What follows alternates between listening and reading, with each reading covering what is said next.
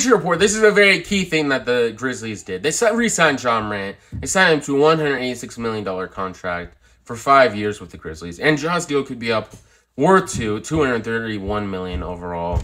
This is a very good contract for Ja Morant. He made a lot of money off this deal.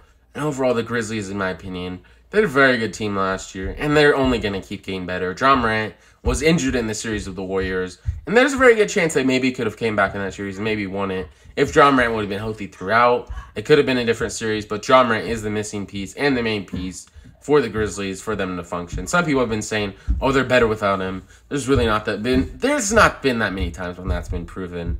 And that series really proved how vital he was to their organization. And they really needed to re-sign him. It would have been a very bad move if they didn't re-sign him. And this is a very good thing.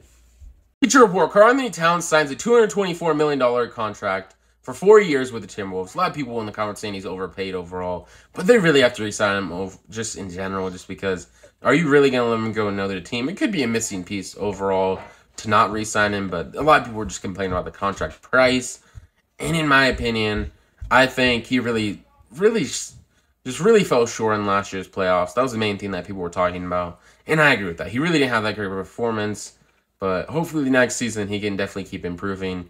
His three-point shot is already down, and I think the Timberwolves are just going to keep making the playoffs. After they broke through last season, they're really just going to keep making it, and this was definitely a very good re-signing that they needed to do.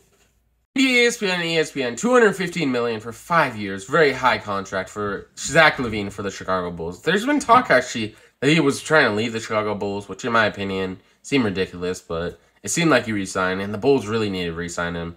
I feel like he's one of the best players on the team. Him, DeMar DeRozan, are really carrying this team. I think they're going to have a better season than they did last year.